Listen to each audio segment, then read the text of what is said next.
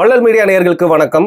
ஒரு சர்ச்சை பேச்சை குறித்து தான் பேச போறோம். திருமாவளவன் அவர்கள் ஒரு மேடையில ராஜராஜ சோழனை பத்தி சில கருத்துக்களை சொல்லியிருக்காரு. இதற்கு முன்னர் பாத்தீங்கன்னா சில வருடங்களுக்கு முன்னாடி இதே போன்ற ஒரு கருத்தை இயக்குனர் ரஞ்சித் அவர்கள் சொன்னாரு. பல பேர் எதிர்ப்பு தெரிவிச்சிருந்தாங்க. இப்போ அதே வண்ணம் திருமாவளவன் அவர்கள் மதிப்பிற்குரிய திருமாவளவன் அவர்கள் ராஜராஜ சோழனை பத்தி பேசுறப்போ, அதுவும் சதய விழாக்கு பக்கத்திலேயே அவர் போற்றுதலுக்குரிய ஒரு ராஜா அல்ல, ஏன் ராஜராஜன் மட்டும் இல்லாம தமிழ் மன்னர்கள் யாருமே முழுவதுமா போற்றுதலுக்குரியவர்கள் அல்ல அப்படிங்கிற ஒரு கருத்தை சொல்லியிருக்காரு. அதை தொடர்ந்தும் நிறைய விஷயங்கள் பேசினாரு. இந்த நேரத்துல ஏன் அப்படி பேசினாரு, அவர் பேசினது சரியா, அதை நம்ம எப்படி பார்க்கணும் அப்படிங்கிறத பத்தி தான் பாரி கிட்ட அவருடைய கருத்து கேட்டு தெரிஞ்சுக்க போறோம். வணக்கம் பாரி.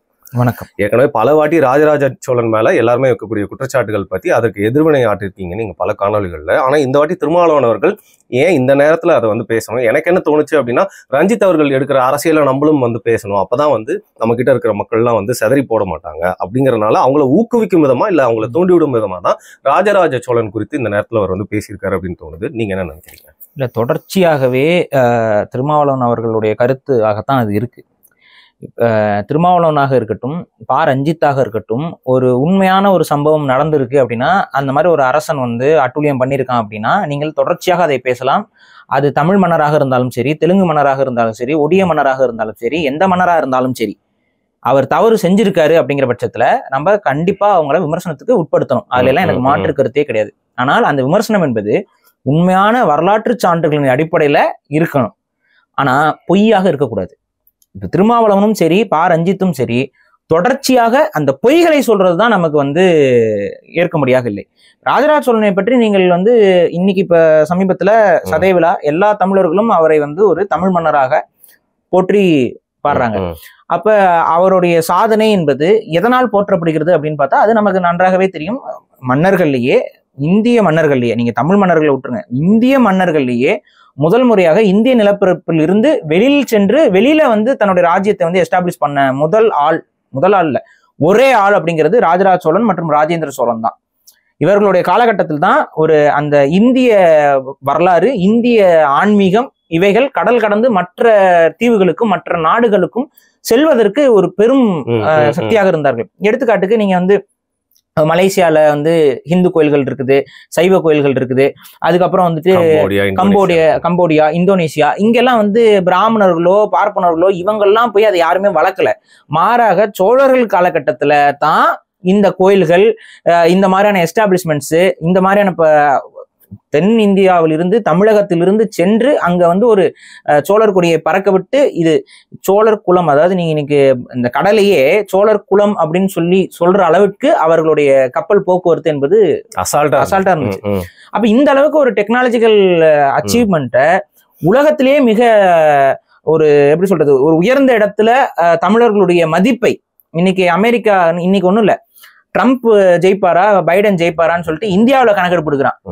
இந்தியாவுக்கும் ட்ரம்ப்புக்கும் பைடனுக்கும் எந்த தொடர்பும் கிடையாது. அது ஒரு நாடு, இது ஒரு நாடு. ஆனா ட்ரம்ப் அண்ட் பைடன்ல இவங்களை யாரு ஜெயிச்சா இந்தியாவோட தலையெழுத்து எப்படி இருக்குங்கிறது தீர்மானிக்கிற இடத்துல அமெரிக்கா இருக்கனால அந்த ஒரு இதை இங்க கேக்குறீங்க, ட்ரம்ப் ஜெயிப்பாரா, அதனால ட்ரம்ப் ஜெயிப்பாருன்னு இங்க எல்லாம் சொல்றாங்க, அதெல்லாம் எடுத்து போடுறீங்க. அப்ப உலகத்தை தீர்மானிக்கிற இடத்துல இன்னைக்கு அமெரிக்கா இருக்கு. ஆனா அன்னைக்கு அந்த காலகட்டத்துல உலகத்தோட ஒட்டுமொத்த பொருளாதாரத்தையும் தீர்மானிக்கக்கூடிய இடத்தில் ஒரு நாடும் ஒரு அரசும் இருந்தது என்றால் அது சோழ பேரரசு. அப்ப சோழ பேரரசை நிறுவிய அந்த சோழ பேரரசுடைய அந்த புகழை பன்மடங்காக விஜயாலயச்சோழன் அந்த பேரரசை நிறுவியிருந்தாலும் அந்த சோழ பேரரசுடைய அந்த புகழுக்கு அதிகப்படியான வெளிச்சம் கொடுத்து அந்த இதை ஒரு படி மேல கொண்டு போனது ராஜராஜ சோழன். அந்த அடிப்படையில தமிழர்கள் பெருமையை உலகத்திற்கு எடுத்து சென்ற ராஜராஜனை இன்னைக்கு தமிழர்கள் நினைவு கூறுகிறோம். அவரோட சதய விழாவில், அவருடைய பிறந்த நாள் தான் சதய விழா. இதுதான் காலங்காலமாக நடைமுறையில் இருக்குது. இன்னைக்கு ஒரு தமிழர்கள் நம்மளுடைய இன அடையாளத்தில் மிக ஒரு அறியப்படக்கூடிய ஒரு தலைவனாக இருந்த ராஜராஜனை மதிப்போடு நடத்துறாங்க. சரி, இந்த ராஜராஜ சோழன் அவர்களை நீங்கள் விமர்சனத்துக்கு உட்படுத்துறீங்க அப்படின்னா படுத்தலாம், 100% படுத்தலாம். அதுல எங்களுக்கு எந்த பிரச்சனையும் இல்லை. அவர் இப்படி தப்பு பண்ணியிருக்காருன்னா நீங்க தாராளமா அதை எடுத்து சொல்லலாம். ஆனால் தப்பு பண்ணியிருந்தா தான் சொல்லணும், பொய்யா சொல்லக்கூடாது. உங்களுக்கு தெரிஞ்ச ஏதாவது தப்பு பண்ணிருக்காரா ராஜராஜ சோழன்? நீங்க படிச்ச வரைக்கும், நீங்க வரலாற்றுல கல்வெட்டுகள்ல வச்சுதான் ஒரு அரசருடைய நிலை அப்படிங்கிறது. ராஜராஜ சோழன் செய்த தவறுகள் அப்படிங்கிறது பெர்ஸ்பெக்டிவ் பேஸ்டானது. என்னை பொறுத்த வரைக்கும் ராஜராஜ சோழன் செய்த தவறு அப்படின்னா கீழை சாளுக்கியர்களோடு அவர் மன உறவில் ஈடுபட்டிருக்க கூடாது. அது ஒரு வரலாற்று பிழையாக நான் பார்க்கிறேன். டிப்ளமேட்டிக்கான ஒரு இதைத்தான் அவர் பண்ணாரு. அதாவது குலோத்துங்க சோழன் அங்கே ஆட்சி அதிகாரத்துக்கு வருவதற்கு இந்த ஒரு முடிவு தான் வழிவகுக்குது. இந்த முடிவுக்கு அடுத்து ராஜேந்திர சோழனும் அந்த குடும்பத்துக்கே திரும்ப வந்து மனமுடித்து தன் மகளையும் மனமுடித்து கொடுத்தது அது இன்னும் அந்த உறவு வலுப்படுவதற்கு காரணமாக இருக்கிறது. இந்த உறவுகள் வலுப்பட்டதன் மூலமாக அந்த ட்ராக் பிடிச்சி ஒரு தவறு நடந்ததாக நான் பார்க்கிறேன். இது வரலாற்று பார்வையில நான் பார்க்கிறேன். இதை தவிர்த்து ராஜராஜ சோழன் மக்களுக்கு தீங்கு செய்தாரு. கண்டிப்பா வந்து சோழ நாட்டிற்கு பகை இனங்களாக இருந்தவர்களுக்கு ராஜராஜ சோழன் யம தர்மன் தான். அதை அவரே பெருமையா சொல்லிக்கிறார். தெலுங்கு குல காலன்னு பேரு. காலன் என்றால் யமன் என்று பொருள். தெலுங்கு குலத்திற்கு யமனாக அமைந்தவர் அப்படிங்கிறது தெலுங்கு குல காலன். அப்படின்னா என்னன்னா தெலுங்கு அரசர்கள் எல்லாத்தையும் அன்னைக்கே காலி பண்ணி அந்த அந்த பேரை அந்த பட்டத்தையும் அவர் பெறாரு. இதே போல வந்து அவருக்கான அந்த பெயர்கள் எல்லாம் வந்து அடையாளப்படுத்திக்கிறாங்க. அது பேர் காந்தலூர் சாலை களமறுத்து அருளிய அப்படிங்கிறது அவருடைய அந்த இதுலயே வந்து வரும். காந்தலூர் சாலை என்பது அன்னைக்கு யாருடைய கட்டுப்பாட்டில் இருந்தது? இன்னைக்கு நம்பூதிரி பிராமணர்கள் சொல்லக்கூடியவங்களோட கட்டுப்பாட்டில் இருந்தது அந்த காந்தலூர் சாலைங்கிற அந்த ஒரு ஒரு விதமான யூனிவர்சிட்டி தான் அது. அதுல வந்து மருத்துவம், கலை, இதெல்லாம் ட்ரைனிங் சென்டர் அப்படி கூட சொல்லலாம். ட்ரைனிங் சென்டர் அது முழுக்க முழுக்க நம்பூதிரி பிராமணர்களுக்கு ஆதரவாக இருக்கும். அந்த நம்பூதிரி பிராமணர்களுடைய ஐடியால தான், பிளான்ல தான் ராஜராஜ சோழனுடைய அண்ணனான ஆதித்த கரிகாலன் என்பவன் கொலை செய்யப்படுகிறான். அப்ப அந்த கொலைக்கு ஒரு நீதி வாங்கி கொடுப்பதாக அந்த எஸ்டாப்ளிஷ்மெண்ட்டை அங்க இருந்த ஒரு சீக்ரெட் சொசைட்டியாக உருவாக்கப்பட்டிருந்த அந்த காந்தலூர் சாலையை முழுசா காலி பண்ணி ஒரு நீதியை நிலைநாட்டக்கூடிய ஒரு இடத்துலதான் ராஜராஜ சோழன் இருக்கிறார்.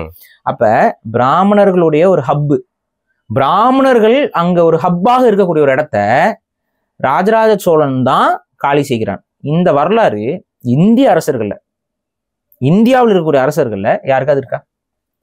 இந்திய அரசுல நீங்க வடக்குல போங்க, எங்க வேணாலும் போங்க, அசோகரோ இல்ல யாருமே பிராமணர்களுடைய ஒரு ஹப்பை காலி செய்து அதை தங்களுக்கு பெருமையாக சொல்லிக்கொள்ள மாட்டார்கள். பிராமணர்களால காலியானவர் தான் சிவாஜி. ஆமா, பிராமணர்களுடைய இதுல எல்லாம் அந்த பேசுவாக்கள் இவங்களெல்லாம் கூட வச்சுக்கிட்டு ரூல் பண்றவங்க அவங்கள இன்னைக்கு சொல்லிட்டு இருக்கீங்க. ஆனா எல்லாத்துக்கும் எதிராக நின்று பிராமண எஸ்டாப்ளிஷ்மெண்ட்டை காலி பண்ணி அதனால நம்ம நாட்டுக்கு ஒரு பிரச்சனை இருக்குங்கிறனால அதை காலி பண்ண ஒரு அரசனாகத்தான் ராஜராஜ சோழன் இருக்கான். அதுல மட்டும் இல்லாம தன்னுடைய அண்ணனுடைய கொலை வழக்குல கைதாக்கப்பட்ட அந்த பிராமணர்கள் இருக்காங்கல்ல, அவங்களுக்கு மரண தண்டனை என்பது கொடுக்கப்பட்டிருக்கு. அதுக்கும் புதிய கல்வெட்டுகள் நமக்கு கிடைச்சிருச்சு. மரண தண்டனை தான் கொடுத்துருக்காங்க. இவங்க எல்லாம் என்ன சொல்றாங்கன்னா நாடு கடத்தினாருங்கிற ஒரு கருத்தை சொல்லிட்டு இருக்காங்க. அது என்ன அந்த கல்வெட்டு சொல்லுது அப்படின்னு பாத்தீங்கன்னா அது உடையாளூர் கல்வெட்டு தான், அந்த நாடு கடத்துற கல்வெட்டு. அது வந்து ஆக்சுவலா இந்த ஈவெண்ட்டை வந்து எழுதல, மாறாக என்ன எழுதியிருக்காங்கன்னா இவ்வாறு இவங்க நாடு கடத்தப்பட்டாங்களே அவங்களோட நிலங்கள் எல்லாம் நம்ம எடுத்திருக்கோம், அந்த நிலங்கள் எல்லாம் நம்ம இப்ப திரும்ப பகிர்ந்து கொடுக்குறோங்கிற அது ஒரு நிலப்பத்திரம் மாதிரி தான் அந்த செய்தி வந்து பதிவு செய்யப்பட்டிருக்கு. அது ஒரு அதிகாரியுடைய கல்வெட்டு, ராஜராஜ சோழன் காலகட்டத்துல ஒரு அதிகாரியோட கல்வெட்டு. அப்ப என்னன்னா இந்த நம்ம சோழ குலத்திற்கு குல துரோகிகளான அப்படின்னு என்னன்னா சோழர்களாகவே தங்களை அடையாளப்படுத்தி கொண்டு கூடவே இருந்து குளிபறித்த அந்த அந்த பிராமணர்களோட பேரெல்லாம் போட்டு அவர்களுடைய உறவுகள் அவங்க கிட்ட இருந்து பறிக்கப்பட்ட நிலங்கள் இது எல்லாத்தையும் வந்து இன்னைக்கு வந்து நம்ம கொடுத்துருக்குறோம், மற்றவங்களுக்கு கொடுத்துருக்கோங்கிறது. அப்ப நிலத்தை மற்றவர்களுக்கு அவர் மாத்தி கொடுக்கக்கூடிய அந்த ஒரு பத்திரம் மாதிரி அன்னைக்கு ஒரு பதிவு. இதை வச்சுதான் அப்ப இவங்கெல்லாம் வந்து நாடு கடத்தப்பட்டிருக்கிறாங்கிறது நமக்கு தெரிய வருது. அதுல அவங்க துரோகிகளான அவங்களுடைய குடும்பத்துடைய நிலங்கள். அப்ப அங்க கொடுக்கப்பட்ட தண்டனை என்னன்னா கொலைக்கு காரணமா இருந்தவர்களுக்கு மரண தண்டனை தான். நான் வரேன், அதுக்கு நமக்கு ஆதாரம் கிடைச்சிருச்சு. அதாவது பிராமணர்களை வந்து தப்பே பண்ணியிருந்தாலும் ராஜராஜன் மன்னிச்சு விட்டுட்டாங்கிறது தான் இந்த திராவிடத்துடைய பொய் வாதம். ஆனா இல்ல அப்படிலாம் நடக்கலைங்கிறதுக்கு ஒரு ஆதாரம் இவர்களுக்கு தண்டனை கொடுத்திருப்பான் ராஜராஜன்ங்கிறதுக்கு இன்னொரு ஆதாரம் நம்ம கிட்ட இருக்கு. இப்ப இவங்களை வெட்டி கொண்டானா இல்ல தலையை வெட்டி துண்டாக்கி கொண்டானா ராஜராஜன்னா நமக்கு தெரியல, அதுக்கு கல்வெட்டு நமக்கு கிடைக்கல, தெரியல நமக்கு. அப்ப தெரியலன்னு தான் சொல்லணும், அங்க ஒரு கிரே ஏரியா. சும்மா முட்டு கொடுக்க கூடாது, தெரியாத விஷயத்தை. அது அந்த இடத்துல கல்வெட்டு இல்ல. அதாவது இந்த 3 பேருக்கு வந்து மரண தண்டனை ராஜராஜன் கொடுத்தாராங்கிறதுக்கு கல்வெட்டு கிடையாது. ஆனா மரண தண்டனை அவர்களுக்கு கொடுக்கப்பட்டிருக்கும் அப்படிங்கிறதுக்கு நமக்கு உறுதியா இன்னொரு கல்வெட்டு கிடைக்குது. இந்த சொத்து பத்திர கல்வெட்டுங்கிறது என்னன்னா இந்த உடையாளூர் கல்வெட்டு இருக்குல்ல, இது வந்து என்னன்னா என்ன சொல்லுதுன்னா அவங்களுடைய குடும்பங்கள், அந்த குடும்பம்னு அவங்களை எப்படி வரையறுக்கிறாங்க அப்படின்னா 3 ஒட்டு. இப்ப நீங்க இருக்கீங்கன்னா உங்களுக்கு 3 லிங்க்ல இருக்க ஃபேமிலி புரியுது. இப்போ நீங்க இருக்கீங்க, இப்ப நீங்க வந்து ஒருத்தர் வீட்டுல இருந்து பொண்ணு எடுத்து கல்யாணம் பண்றீங்க, அவங்களோட ரிலேஷன் புரியுதா, 3 லேயர் ஆஃப் ரிலேஷனுக்கு நிலங்கள் பறிக்கப்பட்டிருக்கு. அப்படி பறிக்கப்பட்டதுல 3000 பேர். இன்னைக்கு பாப்புலேஷனுக்கு அன்னைக்கு இருக்க பாப்புலேஷனுக்கு 3000ங்கிறது எவ்வளவு பெரிய பாப்புலேஷன். அந்த மாதிரி 3000 பிராமணர்களை அவர் சோழ நாட்டிலிருந்து அப்புறப்படுத்துறாரு, வெளியில போயிருங்கிறார். உனக்கெல்லாம் இங்க சொத்து கிடையாது, ஒண்ணும் கிடையாது, உன்னோட எல்லாம் ஜப்தி ஆக்கப்பட்டிருக்கு, கிளம்பு வெளியிலன்ட்டு. துரோகிகளுடைய 3 லேயர் ஆஃப் த ஃபேமிலிக்கு, 3 லேயர்னா கிட்டத்தட்ட அது ஒரு ஊரே காலியாகி போற கணக்கு தானே வரும். எவாக்குவேட் பண்ணிட்டாரு எல்லாரையும் எவாக்குவேட், ஏன்னா எல்லாரையும் மட்டும் இது பண்ண முடியாது, தண்டனை கொடுக்க முடியாது. இந்த தண்டனை அவர்களுக்கு கொடுக்குறாரு. இவங்க எல்லாம் ரிலேஷன் தானே, எல்லாம் கிளம்பு. அப்ப இவங்கெல்லாம் இதுதான் நடந்திருக்கு. அப்ப ஒரு 3000 பிராமணர்களை ஒரு நாட்டிலிருந்து அப்புறப்படுத்தின அரசனை வந்து பிராமண அடிவருடின்னு ஒருத்தங்கனால பொய் சொல்ல முடியும் அப்படின்னா இது எப்படி நம்ம ஏத்துக்க முடியும்? இதுக்கு ஆப்போசிட்டா சொல்ற திருமாவளவன் என்ன சொல்றாருன்னு பாத்தீங்கன்னா வந்து ஒடுக்கப்பட்டவர், அதாவது ரொம்ப வந்து கஷ்டப்படுறவங்களோட நிலத்தெல்லாம் வந்து புடுங்கி கிராமமா வந்து பிராமணர்களை குடியமர்த்தினாரு. அதற்கான வந்து ஆதார சான்றுகள்லாம் இருக்கு. அப்படி அந்த ஆதார சான்றுகளை ஏன் இப்ப திருமாவளவன் சொல்ல மாட்டேங்கிறாரு? இந்த செப்பு பட்டயங்கள் சொல்றது, அந்த கல்வெட்டு சொல்றதுன்னு சொல்லணும்ல. இன்னொன்னு மன்னர் அவங்க எல்லாம் வந்து செப்பு பட்டயங்கள்ங்கிறது என்னன்னே இவங்களுக்கு தெரியாம வரலாறு பேசுறாங்கிறத நம்ம சொல்லிட்டு இருக்காங்க. ஏன்னா செப்பு பட்டயம்ங்கிறது வந்து பிராமணர்கள் அவங்களுடைய, இப்ப சிம்பிள்ங்க, இப்ப நீங்க ஆதார் கார்டு கவர்மெண்ட் கொடுக்கும், இந்த ஆதார் கார்டை நீங்க லேமினேட் பண்ணி ஃப்ரேம் பண்ணி வச்சுக்கிறீங்களா இல்லையா வீட்டுல, எதுக்கு தேவைப்படும். இந்த மாதிரி அன்னைக்கு இருந்த முறையில உங்களுக்கு ஒரு கல்வெட்டு செய்தியை வந்து கல்வெட்டாக ஒரு சொத்தையோ இதையோ ஓலையிலையோ கல்வெட்டாகவோ தான் அரசு தரப்புல இருந்து கொடுப்பாங்க. இந்த டாக்குமெண்ட் காலத்தால அழிஞ்சிருச்சுன்னா நம்ம வரக்கூடிய சந்ததிக்கு நம்ம கொண்டு வர முடியாதுங்கிறதுக்காக அதை நீங்க பத்திரப்படுத்துறதுக்கு என்ன பண்ணுவீங்கன்னா எவிடன்ஸா ஒரு செப்பு பட்டயத்தை அந்த ஓலையின் மூலத்தில் வைத்து ஒரு செப்பு பட்டயத்தை நீங்க அடிச்சு அந்த செப்பு பட்டயத்துக்கு ஒரு உரிமை வாங்கி வச்சுக்கிறீங்க. இந்த உரிமை வாங்கும்போது ராஜாவை கொஞ்சம் அளவுக்கு அதிகமாக பிராமணர்கள் அவங்களுடைய டோன்ல புகழ்றது. புரியுதுங்களா? அப்ப அவங்க புகழும் பொழுது என்னன்னா இந்த புராணங்கள் லொட்டு எல்லாத்தையும் உள்ள ஆட் பண்ணி இவனுடைய கிருஷ்ணன் வழி வந்த, இந்திரனின் வழி வந்த, அந்த வழி வந்த, ராமனின் வழி வந்த, ராமனுக்கு இடம் கொடுத்த, அது கொடுத்த, சிவனுக்கு இளைப்பாருக்கு இடம் கொடுத்த, இந்த மாதிரி வந்து கற்பனை கதைகள் எல்லாம் உள்ள போட்டு அவன் வம்சம் வழி வந்தவனே, இவன் வம்சம் வழி வந்தவனே, சூரியனின் வழி வந்தவனே, சூரியனை குழந்தையா பத்துச்சு. எக்ஸாஜரேட் பண்ணி அவங்கள வந்து ஆமா, இப்ப எக்ஸாஜரேட் பண்ணி நம்ம இன்னைக்கு தளபதி ஸ்டாலின் அவர்களை போடுறது இல்லையா நம்ம ஆட்களு. இப்ப அம்பேத்கரே உட்காந்துருக்காருன்னு யார் சொன்னது? ஒரு அம்பேத்கர் திருமாவளவன் உட்காந்துட்டு இருக்காருங்க. அவர் வச்சுட்டு அவங்க பேசுறாங்க மேடையில. அவரே சொல்லிக்கிட்டா கூட பரவாயில்லைங்க, சொல்றது. அதுதான் ஒரு அம்பேத்கர் விருதை ஒரு அம்பேத்கர் மற்றொரு அம்பேத்கருக்கு கொடுக்கிறார். திருமாவளவன் கோவம் வருவானா? யாரப்ப அம்பேத்கர்னு சொல்ற? கேட்டிருக்கணுமா இல்லையா? ஆனா அமைதியா தானே இருந்தாரு. அப்ப இதெல்லாம் மிகைப்படுத்தி சொல்றது. இப்ப இந்த மாதிரி வந்து ஈவெண்ட் எடுத்துக்கிட்டு இவர் தான் அம்பேத்கர் நாளைக்கு வேணா சொன்னா என்ன சொல்லுவீங்க? யாரா அந்த அம்பேத்கர்? நான் தான் அந்த அம்பேத்கர் மாதிரி இருக்கு. யாரா அந்த அம்பேத்கர்? நான் தான் அந்த அம்பேத்கர் அப்படின்னு எப்படி இருக்கும் நமக்கு? சோ இந்த மாதிரியான ஒரு விஷயத்தை தான் இன்னைக்கு நீங்க பண்றீங்க. யாரோ ஒண்ணு எவனோ ஒருத்தர் எழுதி வச்ச செப்பு பட்டயத்தை எடுத்துட்டு வந்துட்டு அதற்கும் அரசுக்கும் சம்மந்தம் கிடையாது. அதுக்கும் சோழர்கள் அவர்களுடைய அதிகாரிகளால் அடிக்கப்பட்ட ஒரு கல்வெட்டுனா நீங்க வந்து குறை சொல்லலாம், இதுல எப்படி இருக்கு. அந்த மாதிரி குறிப்புகள் எங்கேயும் கிடையாது. இரண்டாவது, நிலங்களை பறிச்சு ஒரு அரசன் கொடுத்தான் அப்படிங்கிற நிலங்கள் கொடுக்கப்பட்டிருக்கு. கோயில்களுக்கு பல நிலங்கள் வந்து தொகுத்து கொடுக்கப்படும். ஆனா இது இந்த காலகட்டத்துல உரிமைகள், அன்னைக்கு இருந்த காலகட்ட உரிமைகள் வேற. அன்னைக்கு என்னன்னா அரசனுக்கு என்ன உரிமை இருந்தது அப்படின்னு பாத்தீங்கன்னா புடிங்கெல்லாம் கொடுக்க முடியாது. அரசன் என்ன பண்ணுவான்னு பாத்தீங்கன்னா வரி வசூல் பண்ணக்கூடிய உரிமையை மட்டும்தான் கொடுப்பான். இப்போ ஒரு புலவர், நீங்க ஒரு தமிழ் புலவர், நீங்க நல்ல பாடல் பண்றீங்க, ஏன்னா உங்களுக்கான பினான்சியல் சப்போர்ட் பண்ணணும் அரசன். இப்ப என்ன பண்ணுவான்? அன்னைக்கு நீங்க பாடல் எழுதி கொடுக்கும்போது உங்களுக்கு ஒரு பொற்காசை கையில கொடுத்து அனுப்பிட்டா அது எவ்வளவு நாளைக்கு நீங்க வச்சு புலப்போட்ட செலவாயிரும். அப்ப நீங்க உங்களால் அடுத்து என்ன பண்ணணும்னு யோசிச்சுட்டு உங்களுடைய அந்த ஒரு கிரியேட்டிவ் ஒர்க்கை நீங்க விட்டுருவீங்க. கரெக்டா? அதே போல இந்த தமிழ் புலவர்களுக்கு மட்டும் அவங்க கொடுக்கல. இப்போ ஃபார் எக்ஸாம்பிள் வெப்பன்ஸ் வடிவமைக்கிறதுக்கு ஒருத்தர் இருந்திருப்பாரு, ஒரு பிளாக் ஸ்மித் இருந்திருப்பாரு, அன்னைக்கு இருந்திருப்பாருல. அதே போல கலை சார்ந்த பில்டிங் ஆர்கிடெக்ட் ஒருத்தர் இருந்திருப்பாரு, இந்த மாதிரி இன்ஜினியர் இருப்பாரு, ஒரு ஓவியர் இருப்பாரு. இப்ப இவங்களுக்கு எல்லாம் வந்து ப்ராஜெக்ட்ஸை வந்து கொடுக்கும் போதுதான் நீ சம்பாதிக்கணும்னா அவங்களால இருக்க முடியுமா? அவங்க செஞ்சு முடிக்கிறதுக்கே ரொம்ப நாள் ஆயிருமே. ரொம்ப நாள் ஆகும். ரெண்டாவது வந்து அவங்க ஒவ்வொரு ஊருக்கும் போக வேண்டியது வரும், வெவ்வேறு ஊருக்கு போயிட்டு அவங்க பிழைக்க வேண்டியதாகும். அப்ப அவங்களை தக்க வைக்கணும்னா அவங்களுக்கு ஒரு இன்சென்டிவ் கொடுத்து நீ சும்மா இருக்கிறதுக்கு உனக்கு ஒரு வருமானம் வரணும் அப்படிங்கிறது இருக்குல்ல. அப்பதான் உனக்கு ஒரு வருமானம் இருக்கும். அப்பதான் நீ வந்து உன் கலை சார்ந்த விஷயத்துல நீ வந்து வேலை செய்ய முடியும். அப்ப அவர் என்ன பண்றாரு? இந்த மாதிரி இருக்கிறதுக்கு அன்னைக்கு தமிழர்கள்ட்ட ஒரு முறை இருந்தது. அதுதான் இந்த பிரம்மதேயங்கள் அப்படின்னு சொல்றது. இந்த பிரம்மதேயம்ங்கிறது பிராமணர்களுக்கு மட்டும் கொடுக்கப்படுவதுன்னு சொல்றது பச்சை பொய். பிரம்மதேயங்கள் பல சமூகங்களுக்கும் கொடுக்கப்பட்டிருக்கு. புரியுதுங்களா? பிராமணர்களுக்கு மட்டும் கொடுக்கல, பிராமணர்களுக்கும் கொடுத்திருக்கிறார்கள். புரியுதா நான் சொல்றது? பிராமணர்களுக்கும் லேண்ட்ஸ் வந்து பிரம்மதேய முறைப்படி கொடுக்கப்பட்டது. ஆனா மற்ற சமூகங்களுக்கும் பிரம்மதேய முறையின் அடிப்படையில நிலங்கள் என்பது கொடுக்கப்பட்டிருக்கு. இந்த நிலங்களை ஒப்படைச்சிடறது கிடையாது. அந்த நிலத்துல போய் இவர் போய் வரி வசூல் பண்ண முடியாது. இதெல்லாம் என்னோட நிலம் அப்படின்னு சொல்லவே முடியாது அவரால். இது என்ன பொருள் அப்படின்னா அந்த ஒரு பர்டிகுலர் ஏரியால இருக்க அந்த லேண்டை வரி வசூல் பண்ணி அரசருக்கு அனுப்புவாங்கல்ல, அந்த வரிய அரசனுக்கு அனுப்பாம அவங்களுக்கு அனுப்புவாங்க. அப்ப அந்த சோழ அதிகாரிகள் என்ன பண்ணுவாங்கன்னா, அவங்க வந்து அந்த படைப்பிரிவுல அங்கங்க கேம்ப்ல இருப்பாங்க. வரி வசூல் பண்ண போகும்போது ஒவ்வொரு லேண்டுக்கும் அந்த சர்வே எல்லாம் இருக்கும்ல, அதை எடுத்துக்கிட்டு போயிட்டு இந்த இடத்துல இந்த இடம் வரைக்கும் இவர் விவசாயம் பண்ணிட்டு இருக்காருன்னா இங்க போயிட்டு அவர் வரி கேட்பாரு. எவ்வளவு உங்களுக்கு வெள்ளாம வந்திருக்கு, எத்தனை மூட்டை அரிசி வந்து நீங்க கொடுக்கணும்னு.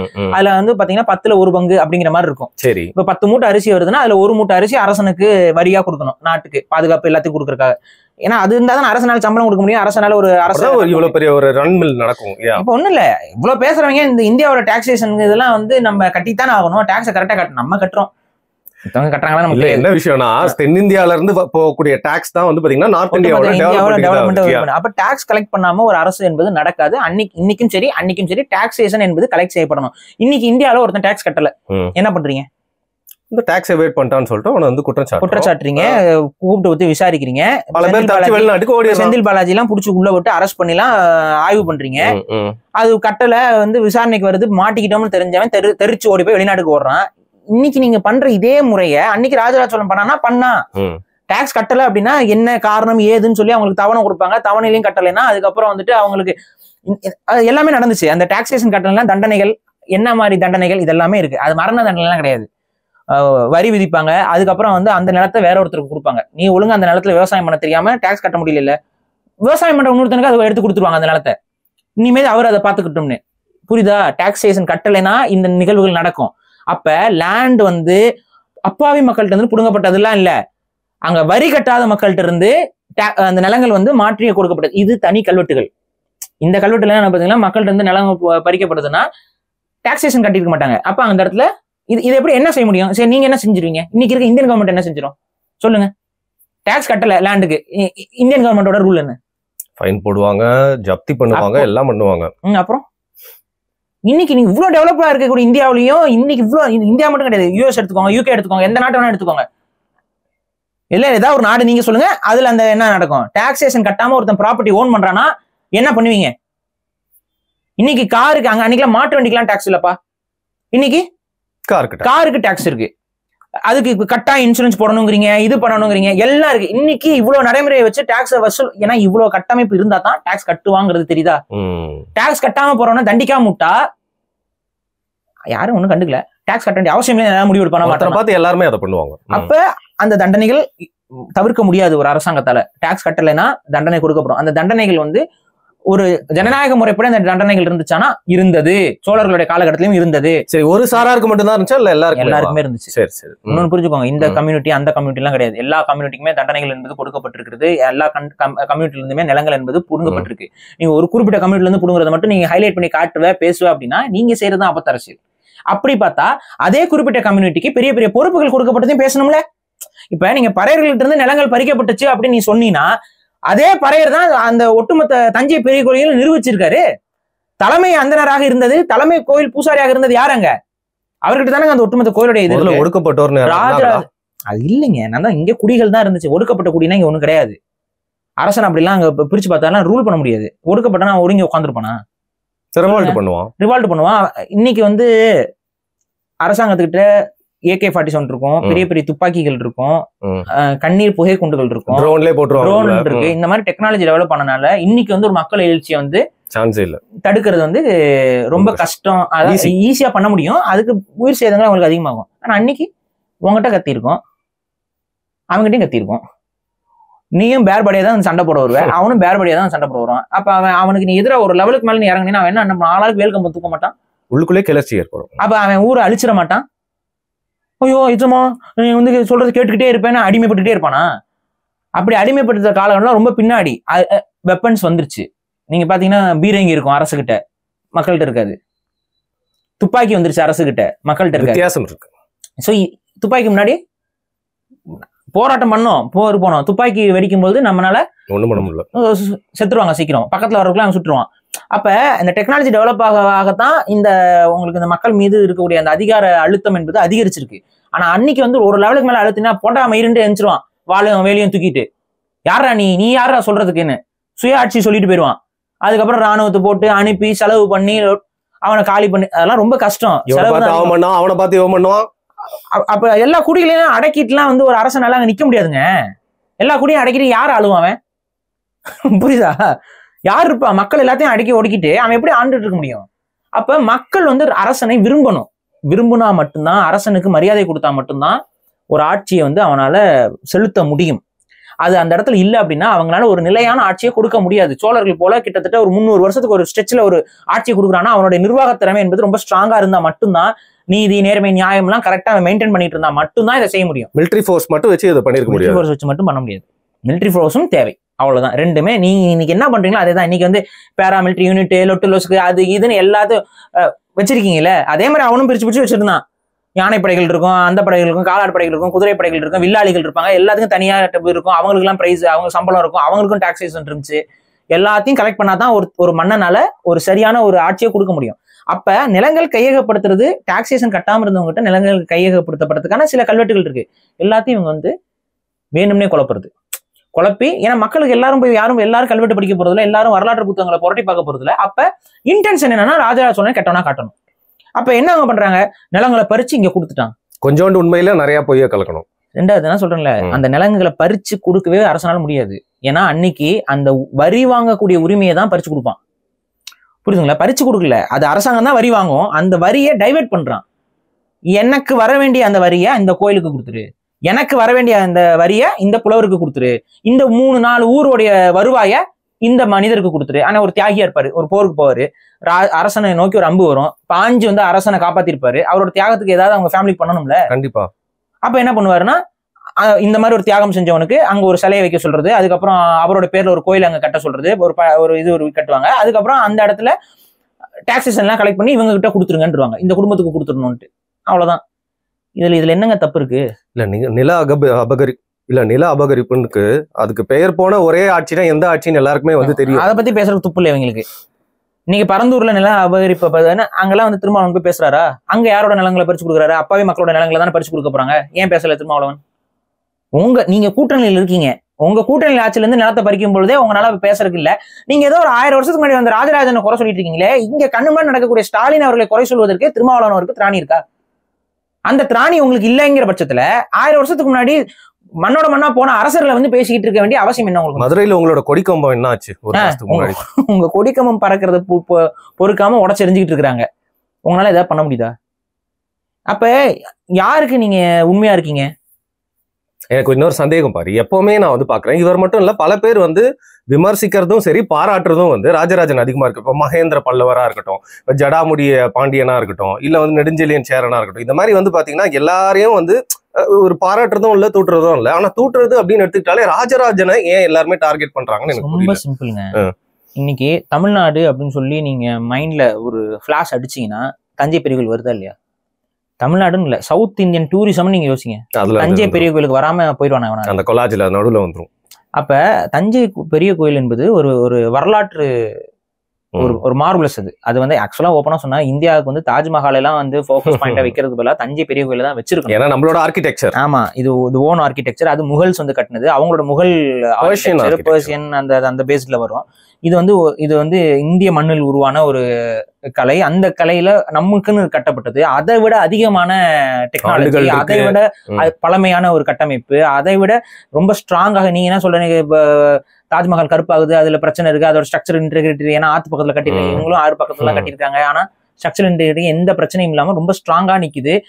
இதுல வரலாறு இருக்கு, ஹிஸ்டரி இருக்கு, ஹெரிட்டேஜ் இருக்கு, அதுக்கு காம்ப்ளெக்ஸான வேலைப்பாடுகள் இருக்கு. இது ரெண்டாவது, அது மார்பிள்ல கட்டினது. மார்பிள் உங்களுக்கு தெரியும், மார்பிள் வீடுலாம் நீங்க வீடு கட்டும்போது மார்பிள்ஸ் பாத்துப்பீங்களா, நிறைய உடஞ்சு கிடக்குங்க. லைட்டா தட்டினா உங்களுக்கு சந்தேகம்னா இங்க ஏதாவது நீங்க ஈவேரா சிலைகள் ஏதாவது வச்சிருப்பீங்களா வீட்டுல மார்பிள்ல செஞ்சு, அதெல்லாம் லைட்டா கீழே போட்டு பாருங்க எப்படி உடையுதுன்னு பாருங்க. ஈவேரா சிலையே தான், வேற எந்த சிலையும் வேற சிலையெல்லாம் உடைக்க கூடாது. நமக்கு விநாயகர் சிலையை அவங்க உடைச்சாங்கல்ல, அது வந்து அவங்களுடைய எதிர்ப்பை காட்டுறாங்கல்ல. அதே போல நீங்கள் வாங்கி உங்கள் சொந்த காசில் வாங்கி வைத்திருக்கக்கூடிய, ஏன்னா விநாயகர் சிலை அடுத்தவங்களோட விநாயகர் சிலை உடைச்சாதான் தாங்க தப்பு. அப்படித்தானே விளக்கம் கொடுக்குறாங்க. அடுத்தவங்களோட விநாயகர் சிலையை உடைச்சாரா, அவர் சொந்த காசுல வாங்கின சிலையை போட்டு உடைக்கிறாரு, இதுல எப்படி தலையிட முடியும் தானே சொல்றாங்க. அதே போல நம்மளும் சொந்த காசுல சிலைகள் வாங்கி உடைச்சுக்கோங்க. புரியுதா? நிறைய .comஸ்ல எல்லாம் விற்கிறாங்க, வாங்கி வச்சு உடைச்சுக்கோங்க. யாரும் சிலையெல்லாம் நான் உடைக்க மாட்டேன். ஏங்க நிறைய வேலை இருக்கு, வாங்கவே மாட்டீங்க அப்படி சொல்லுங்க. ஓகே. அப்ப இந்த ஈஸியா உடஞ்சு போயிடும். அதே போல ஆனா இது வந்து நீங்க பாத்தீங்கன்னா கிரானைட், ரெட் கிரானைட்னு சொல்லக்கூடிய கல்லு. அது ஆக்சுவலா கிரானைட், அது வந்து கருங்கல்னால அது பேர் கிரானைட் தான். அது கருங்கல்லே கிடையாது, அது ஒரு ரெட் கலர் கல். நீங்க இப்ப தஞ்சை பெரிய கோயில்ல நீங்க தண்ணி ஊத்துனீங்கன்னா அது வந்து கருப்பா இருக்காது, ஒரு ரெட்டா இருக்கும். அதெல்லாம் சப்போஸ் பாலிஷ் பண்ணீங்கன்னா, பாலிஷ்லாம் பண்ண மாட்டோம், இப்ப பண்ணக்கூடாது, பட் அது பாலிஷ் பண்ணி பாத்தீங்கன்னா ஒரு ரெட் கலர் கிரானைட் கல்லு தான் பயன்படுத்தப்பட்டுச்சு. அவ்வளோ ஒரு ஆர்கிடெக்சரை போட்டு அவங்க மெனக்கெட்டு அவ்வளவு பண்ணியிருக்காங்க அப்படின்னா, அவங்க காலத்துக்கும் இந்த அவங்களோட ஆட்சி எந்த அளவுக்கு ஒர்க் ஃபோர்ஸ். இன்னொரு பெரிய உருட்டு இருக்கு, அடிமைகளை ராஜராஜன் வந்து கோயில் கட்டினான்ட்டு. நான் ஒரே ஒரு கேள்விதான் கேட்கிறேன். அடிமைகளை கொண்டு வந்து ராஜராஜன் அந்த கோயிலை கட்டுவதற்கு முன்பு அடிமைகளுக்கு சிற்பக்கலை எப்படி சொல்லி கொடுத்தான் சொல்லுங்க. இப்போ ஒண்ணும் இல்ல, உங்களை நான் இப்ப அடிமைப்படுத்திட்டேன், அடிமைப்படுத்தி ஒரு சாஃப்ட்வேர் ப்ரோக்ராம் நீங்க வந்து கிரியேட் பண்ணி கொடுங்கன்னா நாங்க பண்ண முடியுமா? எப்படா அடிப்பாருன்னே பண்ணிட்டு இருப்பேன் நானு.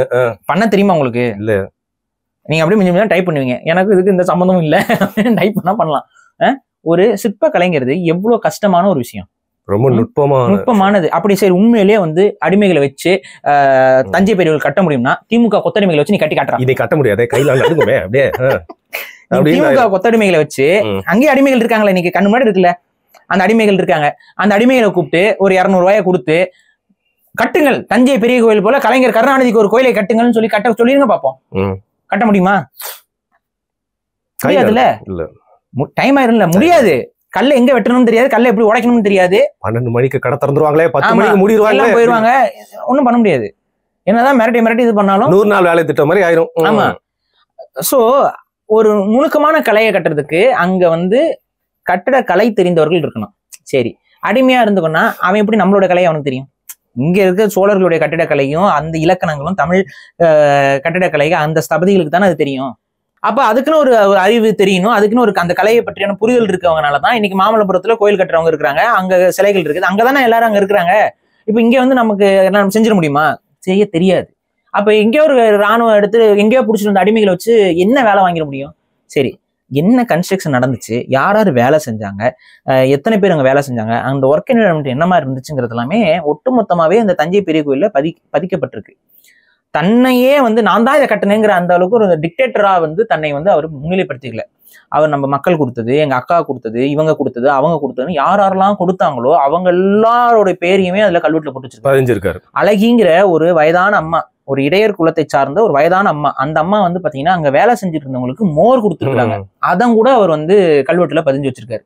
அப்ப ஒரு சின்ன ஒரு ஹெல்ப் பண்ணவங்களும் கூட அவர் வந்து அந்த ப்ராஜெக்ட்ல இவங்க எல்லாம் இருந்தாங்க அப்படின்னு சொல்லி ரொம்ப பெருமையா போடுறாரு. அதுல யாரெல்லாம் அந்த தலைமை தச்சர் இருக்காரு பாத்தீங்களா, அந்த தலைமை தச்சருக்கு தன்னுடைய பேரையே வந்து அவர் கொடுக்குறாரு, ராஜராஜ சோழ பெருந்தச்சர்னு கொடுக்குறாரு. தன்னுடைய அடைமொழியாக இருக்கக்கூடிய ராஜராஜ சோழன்கிற பேரை ஒரு தச்சருக்கு கொடுக்குறாரு, ஒரு சாமானியருக்கு கொடுக்குறாரு. அதே போல ராஜராஜ சோழ பெரும்பறையர் அப்படின்னு சொல்லி அந்த கோயிலை நிர்வகித்த அன்னைக்கு அந்த பறையர் தான் அந்த கோயிலுக்கு வந்து பூஜை செய்யறாரு. அந்த கோயிலை நிர்வகிச்ச பூஜை செய்த பறையருக்கு ராஜராஜ சோழ பெரும்பறையர். இதெல்லாம் தஞ்சை பெரிய கோயில் கல்வெட்டுல இருக்கு. அப்ப எங்க அபாண்டமான பொய்யா இருக்கீங்க? அப்ப என்ன, இதுதான் கேட்கிறேன், எதுக்கு இவ்வளவு அபாண்டமா புழுகுறாரு? யார சந்தோஷப்படுத்த? இன்னொன்னு கேட்கிறேன், நீங்க உட்காந்து பேசுறீங்க நிலங்களை எல்லாம் பறிச்சுட்டாங்க அப்படின்ட்டு, யாரோட நிலங்களை பறிச்சதா சொல்றீங்க? பறையர் நிலங்களை பறிச்சு, அப்ப இதையும் சேர்த்து சொல்லணும்ல. பறையர்கள் நிலங்கள்லாம் பறிச்சுட்டாங்க, அப்படி அதுக்கான சான்றே கிடையாது, அவங்களால அப்படி சொல்ல முடியாது. 19 சொல்றது என்ன, நாளைக்கு என்ன கோர்ட்ல போய் காட்டுவாங்க, இல்ல பாருங்க நிலங்கள்லாம் வந்து டாக்ஸேஷன் கட்டாதவங்க எல்லாம் பறிச்சிருக்காங்க, அதை தாங்க நாங்க சொன்னோம் அப்படின்னு சொல்லி தப்பிக்கிறதுக்கு பொதுப்படியா சொல்றது. ஆனா யார்கிட்ட போய் சொல்றீங்க? பறையர் சமூக மக்கள்கிட்ட போய் சொல்றீங்க பொய்ய. ஆனா அதே பறையர் சமூக மக்களை பத்தி நீங்க ஒண்ணு பேசுனீங்க, திருமாவளவன் பேசுறாரு, என்ன பேசுறாருன்னா, யாராவது ஒருத்தங்க பறையர்கள்னு சொல்லிட்டு வருவாங்க, பறையர்கள் சங்கம் அது இதுன்னு சொல்லிட்டு வருவாங்க, அவங்களை எல்லாம் செருப்பால் அடித்து அனுப்புங்கள்னு அவர் சொன்னாரு, திருமாவளவன் பேசினாரு, வீடியோ இருக்கு. யாரு கேட்கணும்? பறையர் சமூகத்தை சார்ந்தவர்கள் கேட்கணும். நம்ம இவங்க எல்லாம் எந்த அளவுக்கு இவங்க ஒரு அயோக்கிய பயலுக்குன்னா, பல பேர் அப்படிங்கும் போது லகர உச்சரிப்பு தவறி பல பேர் அப்படின்னு வந்தா பறையர் சமூகத்தை இழிவு செய்து விட்டார் பாரின்னு சொல்லி பொய்யுரை பரப்புற எடுத்துட்டீங்க. சாரி, அது வந்து முழுக்க முழுக்க என்னுடைய தவறு, அது உங்களுடைய தவறு எல்லாம் கிடையாது.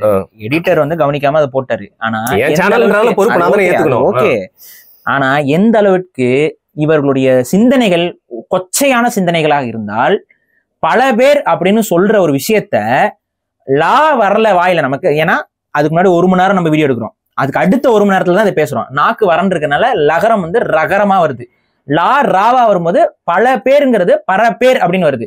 அதை நான் திருத்திட்டு என்னது பரன்னு வருது, பரபரன்னு வருது, பல அப்படின்னு சொல்றேன், அந்த வீடியோல தெளிவா இருக்கு.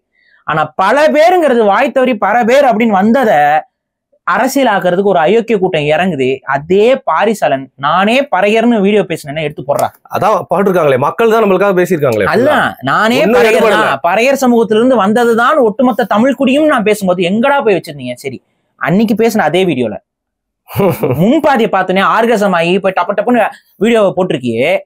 அந்த அந்த படத்தோட அந்த வீடியோடைய கடைசி பாதியில என்ன பேசியிருக்கேன் நான்? இங்க சமூகங்களுக்குள்ள திருமண உறவு நடக்கணும், அதுல உனக்கு பிடிக்கலைனாலும் நீ கண்டுக்காம தலைமொழிக்கிட்டு போ, அதுதான் உன்னுடைய இடமா இருக்கணும் இல்லையா? அவங்களோட வாழ்க்கையை கெடுக்கிறதுக்கு நீ இறங்கி உன் வாழ்க்கையை சேர்ந்து கெடுத்துன்னு பேசியிருக்கனா இல்லையா?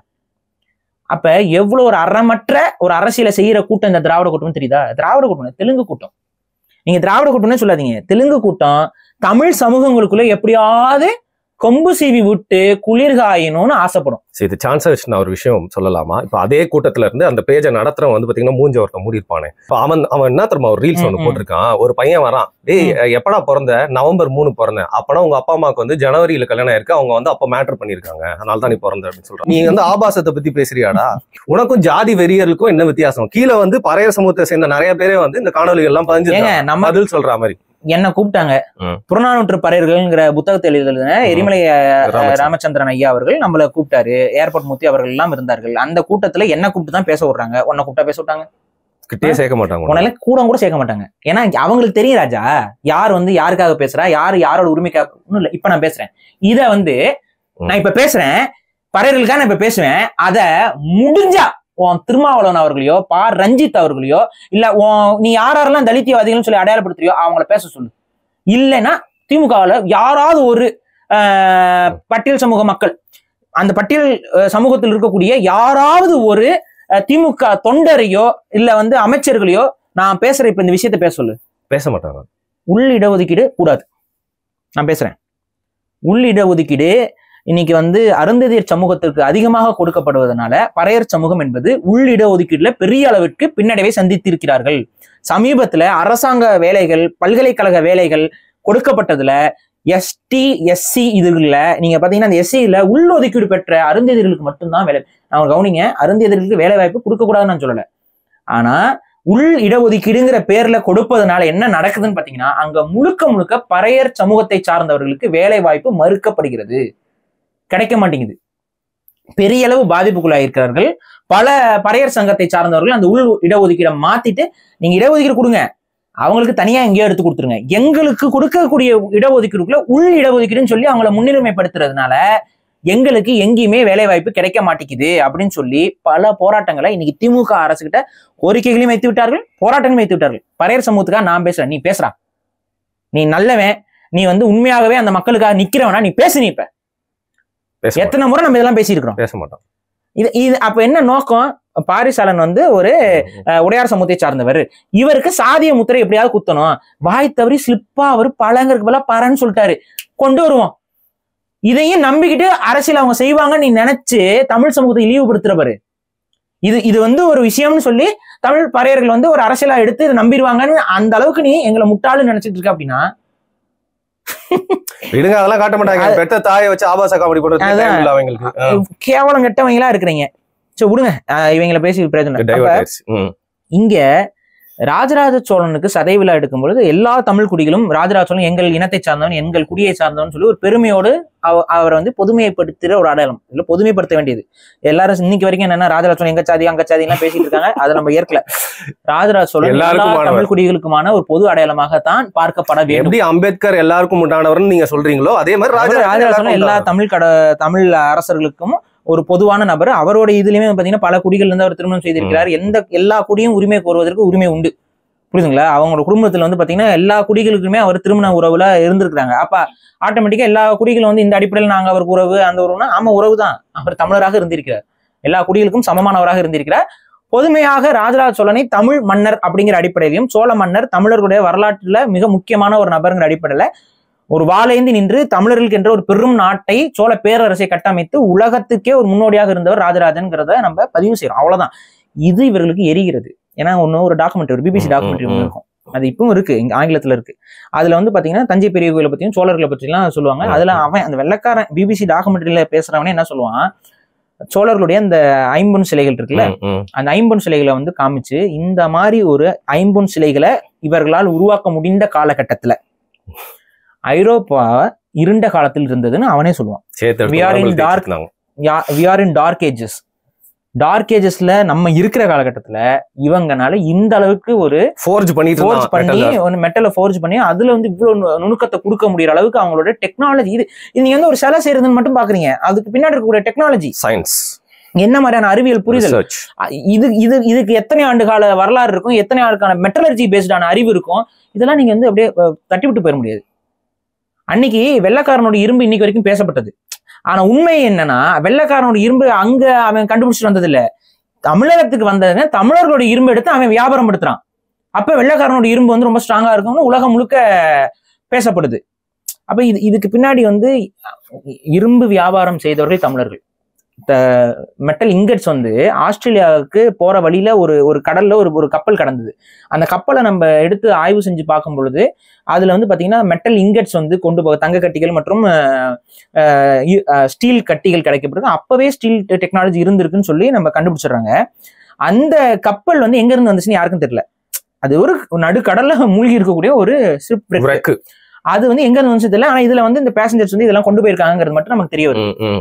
அப்புறம் ஜெனட்டிக்கல் ஸ்டடீஸ், டிஎன்ஏ ரிசர்ச்சஸ்லாம் வந்ததுக்கு அப்புறம் அந்த மரம் இருக்குல்ல, மரம் வந்து லிவிங் மேட்டர் தானே, ஸோ அதுல டிஎன்ஏ இருக்கும்ல, அந்த டிஎன்ஏ சாம்பிள் பண்ணி அந்த மரம் எந்த பகுதியில இருக்க வெட்டப்பட்ட மரம்னு கண்டுபிடிக்கிறாங்க. தமிழ்நாடு, தென்னிந்தியா, தமிழ்நாடுடைய காடுகள்ல இருந்து வெட்டப்பட்ட மரம்ங்கிறது ஏதோ ஒரு எபோனி என்னமோ ட்ரீ, அது வந்து இங்க வெட்டப்பட்டிருக்கு, இங்கதான் அந்த கப்பல் இங்க இருந்தா கிளம்பி இருக்குங்கிறது இப்ப ஆய்வு செஞ்சாங்க. அப்ப இவ்வளவு ஆதாரங்களோடு இருக்கக்கூடிய ஒரு சிறப்பு மிக்க ஒரு தமிழ் சமூகத்தை பற்றி, அந்த அரசர்களை பற்றியும் அவரோட வாழ்வியலை பற்றியும் தமிழர்கள் பெருமையாக கருதிவிடக்கூடாதுங்கிறதுக்காக அவங்களை அடிமைப்படுத்தினாங்க, அவங்களை எல்லாம் கொச்சப்படுத்தினாங்க, அவங்களுக்கு எல்லாம் தண்டனை கொடுத்தாங்க, அவெல்லாம் ரொம்ப இருண்ட காலங்க, அதெல்லாம் நீங்க இப்போ அதெல்லாம் பேசாதீங்க. இதுல வந்து இன்னொரு நம்ம இந்த இதுல பேசுறத சொல்லாம வந்துட்டோம். பிராமணர்களுக்கு ராஜராஜ சோழன் தண்டனை கொடுத்தான் அப்படிங்கிற கல்வெட்டு என்பது இந்த சங்கராச்சாரியர் மடங்கள் இருக்குல்ல, அங்க ஒரு கல்வெட்டு நமக்கு கிடைக்குது. எந்த மடம் சொல்றீங்க? சிங்கேரி மடத்துல நமக்கு ஒரு கல்வெட்டு அங்க கிடைக்குது. அந்த கல்வெட்டு என்ன சொல்லுதுன்னு பாத்தீங்கன்னா, சோழர்கள் அங்க வடக்குல அவங்க நார்த் சைடு படையெடுத்து வந்தாங்கல்ல, அந்த சோழ படைகள் எப்படிப்பட்டது, அந்த சோழ படைகள் என்னென்ன செஞ்சது அப்படிங்கறத வந்து அவங்க டாக்குமெண்ட் பண்ணியிருக்காங்க. இது தமிழர்கள் அடிச்ச கல்வெட்டே கிடையாது, அவங்க அடிச்சுக்கிட்டே கல்வெட்டு, சான்ஸ்கிரிட் கல்வெட்டு. அந்த கல்வெட்டுல என்ன சொல்லுதுன்னு பாத்தீங்கன்னா, சோழ படைகள் வந்து ரொம்ப கொடூரமானவர்கள், அவர்கள் பிராமணர்கள் என்று கூட பார்க்க மாட்டேங்கிறார்கள், பிராமணர்களை வெட்டி வீழ்த்துகிறார்கள்னு போட்டிருக்கான். புரியுதா? சோழ படைகள் பிராமண யாரு இதெல்லாம் பார்க்கல, படையெடுத்து போனா எதிரின்னா சாச்சிருக்கிறாங்க. அப்ப பிராமணர்களை கொலை செய்யறான் ராஜராஜ சோழனோட படைகள் அப்படின்னு சொல்லி நம்ம சொல்லல, பிராமணர்களையே சொல்லிட்டாங்க. இப்ப இது எப்படி நீங்க பிராமண அடிவரடின்னு சொல்ல முடியும்? இது போய் பார்க்கலாம், டிஸ்பிளேல இருக்கு, கல்வெட்டு இருக்குது, ஒரு நாள் நம்ம போயிட்டு அந்த கல்வெட்டை படிச்சு பார்த்து அது ஆதாரத்தோட நம்ம பதிவு செஞ்சால் மேபி இவங்க ஏத்துக்கிறாங்களான்னு டேக் பண்ணலாம். இவங்களை டேக் பண்ணி அதெல்லாம் ஏங்க உங்களுக்கு தெரியாது நீங்க நினைக்கிறீங்களா? எல்லாம் தெரிஞ்சுக்கிட்டே தாங்க போய் நடிக்கிறாங்களா? எத்தனை புத்தகங்கள், எத்தனை ஆடியோக்கள், எத்தனை வீடியோக்கள் இந்த நேரத்தில் தாங்க எனக்கு கேட்க வேண்டியிருக்கு. தமிழன் ஒரு பச்சை தமிழன் திருமாவளவன் அவர்களுக்கு ஏன் இதை பண்ண வேண்டிய அவசியம் இருக்குன்னு கேட்கிறேன். அங்கதான் என்னன்னா, இவரோட அரசியல் என்பது என்ன, அவங்களை பொறுத்த வரைக்கும் தமிழ் ஐடென்டிட்டி, தமிழர்கள் என்ற அந்த பெருமிதம் தமிழர்களுக்கு இருக்கக்கூடாது. அந்த பெருமிதத்திற்கு ஐகான்ஸா யாராரு இருந்தாலும் அவர்கள் எல்லாரையும் இவர்கள் கொச்சைப்படுத்திக் கொண்டே இருப்பார்கள். தமிழ் இனத்திற்கு எதிராக யாரும் செயல்பட்டார்களோ அவர்கள் எல்லாம் வானுயிர புகழ்வார்கள். அப்ப அடுத்து வரக்கூடிய சந்ததி என்ன நினைக்கும்னா, ஓ இவங்கெல்லாம் தான் நமக்கான முன்னோடிகள், அப்ப தமிழர் அல்லாத தமிழ் இனத்திற்கு எதிராக செயல்பட்டவர்கள் நமக்கு முன்னோடிகள், தமிழர்களுக்காக தமிழ் இனத்திற்காக தமிழ் மொழியை வளர்த்தவர்கள்லாம் கெட்டவர்கள்ங்கிற மாதிரியான ஒரு தோற்றத்தை இவங்க உருவாக்கி அந்த ஐடென்டிட்டியை நம்ம வெறுக்க வைத்து, தமிழ் ஐடென்டிட்டி நம்ம வெறுக்க வச்சு இந்த திராவிட ஐடென்டிட்டிக்குள்ள நம்ம நின்றுகிட்டு நம்மை நாமே அழித்து கொள்வது மூலமாக இவர்கள் நம்மை ஆட்சி செய்யலாம். ஏன்னா இவர்கள் தங்களை தமிழருங்கிற ஐடென்டிட்டிக்குள்ள வந்து இவங்களால ஒரு அரசியலை செய்யும் பொழுது இவங்களோட அம்பலப்பட்டு விடுகிறார்கள். நீங்க எப்படி தமிழர், நீங்க யாரு, என்ன ஏதுன்னு எல்லாரும் கேட்க ஆரம்பிச்சிடறாங்க. அப்ப அது கேட்கும் பொழுது இவங்களுக்கு அது ஒரு மாட்டிக்கிறாங்க. நாங்க வந்து ஓங்கோல் பகுதியில இருந்து வந்தவங்க, இங்க செட்டில் ஆனவங்க அப்படின்னு. நீங்க யார சொல்றீங்க? பொதுவா யாருக்கு இவங்களா வேலை செய்யறாங்களோ அவங்களதான் சொல்றேன். யாரை திருப்திப்படுத்த இதெல்லாம் பேசி கொண்டு இருக்கிறாங்களோ அவங்களதான் சொல்றேன். அப்ப நாங்களா வெளியிருந்து வந்தவங்க அப்படிங்கிற அந்த ஒரு உளவியல்ல வந்து இது நடக்குது. அப்ப அந்த வெளியில இருந்து வந்தோங்கிறது அவங்களுக்கு மறையணும். அப்ப நீங்க உங்களோட ரூட்ஸோட இருக்கும் பொழுது என்னைக்கு இருந்தாலும் ஒரு நாள் கேட்டுருவீங்கல்ல, அப்ப அந்த ரூட்ஸ் ஃபுல்லா ஒழிக்கணும். அதனாலதான் அந்த சாதி ஒழிப்புங்கிற பேர்ல குடிகளை மட்டும் ஒழிக்கிறது. அந்த பிரித்தாளும் சூழ்ச்சி அவங்களுக்கு தேவை. பிரித்தாளும் சூழ்ச்சிக்கு சாதி இந்த சாதி அந்த சாதியும் மோத விடுறதுக்குலாம் அது தேவை. ஆனா அந்த ஐடென்டிட்டி அந்த பேர்லயோ ஹேஷ்டேக்லயோ இருந்துச்சுன்னா இவங்களால எதையும் சொல்லிக்க முடியாதுல்ல, மாட்டிக்குவாங்கல்ல. அப்ப அதை மறைச்சுக்கிறதுக்கு இந்த குடிப்பட்டத்தையும் சர்நேம்லாம் நீக்கு இந்த வேலை. ஓகே, இன்னொன்னு நான் பார்த்தேங்க. இப்ப வந்து சதை விலை எடுக்கிறதுக்கு ஒரு இடம் வந்து சமாதின்னு வந்து சொல்லுவாங்க. அது எந்த அளவுக்கு எல்லாமே ஆய்வுக்குரிய ஒரு அது ஆய்வுக்குரியது விஷயம் தான். அதுக்கு ஆனா என்ன போட்டிருக்கான், இது வந்து இவனுடைய ராஜராஜன் இவனுடைய சமாதியே இல்ல, அது தெரியாம இவங்க வந்து கோயில்ல போய் சதய விழா கொண்டாடிட்டு இருப்பாங்கன்னு சொல்லிட்டு மராத்தியத்துல போயிட்டு சிவாஜியை பத்தி வந்து ஏதாவது பேசிடுவியா நீன்னு பேசிட்டு போயிட முடியுமா, இல்ல வேற எங்கேயா போயிட்டு அதான் அப்படி பேச என்ன பண்ணுவாங்க அவங்க? அதை நம்ம செய்யாதனால இவங்களுக்கு இந்த துளிர் விட்டு போச்சு. என்ன வேணாலும் இவங்க பேசலாம், என்ன வேணாலும் செய்யலாங்கிற ஒரு எண்ணப்பாடு வந்துருச்சு. மராட்டிய சிவாஜியை பத்தி தவறாக பேசக்கூடியவர்களுக்கு என்ன மாதிரியான நிலைப்பாடை எடுத்து என்ன மாதிரி பாடம் புகட்டினார்களோ அதே மாதிரியான பாடத்தை புகுட்ட தமிழர்கள் தயாராகும் பொழுது நிச்சயம் இவ்வாறு பேசுவர்கள் காணாம போயிடுவாங்க, அப்படியே கப்புச்சுப்புன்னு போயிடுவாங்க. இதுதான் இங்க நடந்துகிட்டு இருக்கு. தமிழர்கள் தான் உணர்வு கொள்ளணும். உணர்வு கொண்டு நீங்க வந்து மராட்டியர்கள் போல வந்து உணர்வோட உண்மையை வந்து பேசி இவர்கள் எல்லாம் பொய்யர்கள் என்பதை ஆதாரங்களோட அம்பலப்படுத்தக்கூடிய அறிவை வளர்த்துக் கொள்ளுங்க. ஆந்திரால போய் கிருஷ்ணதேவராயரை பத்தி என்ன பேசினா கோவப்படுவாங்க தானங்க. அதான் நான் சொல்ல, அந்தந்த நிலத்துக்கு உண்டான மன்னர்களை பத்தி தப்பா பேசினா மக்கள் ஏத்துக்க மாட்டாங்க. தவறானவர்களை தவறு என்று சொல்வதற்கு உரிமையை தமிழ் சமூகம் கொடுக்கும். அதுல மாற்றுக்கிறது இல்லை எனக்கு. ராஜராஜ சோழன் அவன் செய்த தவறுகள் அப்படிங்கிறத நீங்க ஆதாரத்தோட பேசுறீங்கன்னா தாராளமா பேசலாம், பொய் சொல்லக்கூடாது.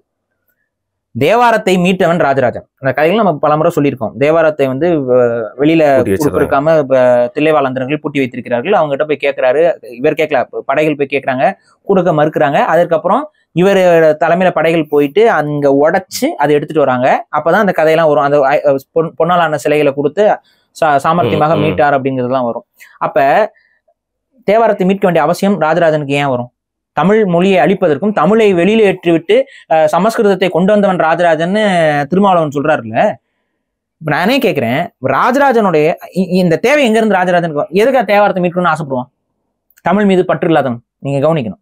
சரி, ரெண்டாவது சமஸ்கிருதத்தை உள்ள கொண்டு வந்தான்னு சொன்னீங்கல்ல, எங்க கொண்டு வந்தான்? எந்த இடத்துல சான்ஸ்கிரிட் கல்வெட்டை நீங்க வந்து தஞ்சை பெரிய கோயில பாத்தீங்க? தஞ்சை பெரிய கோயில் போயிருக்கீங்களா? பல முறை போயிருக்கோம்ல. எல்லா கல்வெட்டும் எந்த மொழியில இருக்கு? தமிழ்ல தான் இருக்கு. இன்னொரு மொழியில இருக்கும். என்னது? மராட்டியத்துல இருக்கும். அதை மாத்துறாங்களா இப்போ? மராட்டியர்கள் தஞ்சையை ஆட்சி செய்யும் போது அவங்களும் கல்வெட்டு அடிச்சிருக்காங்க. இல்லங்க, ஒரு குற்றச்சாட்டு ஒரு கமெண்ட்ல பார்த்தேன், அது ஹிந்தி மாதிரி நிறைய மாத்துறாங்க. மராட்டியங்க, அது மராட்டிய கல்வெட்டு. அது வந்து சரபோஜி மன்னர்கள் காலகட்டத்துல நிறைய கல்வெட்டு அங்க கிடக்கு. அவங்களும் வந்து கல்வெட்டு அடிச்சிருக்காங்க. ஏன்னா அவங்களும் ராஜாக்களா இருந்தனால அந்த இடத்துல கோயில் சவுத்துல அவங்களோட இதையும் எஸ்டாப்ளிஷ்மெண்ட்ஸ் அவங்க வந்து கல்வெட்டு அடிச்சு வச்சிருக்காங்க.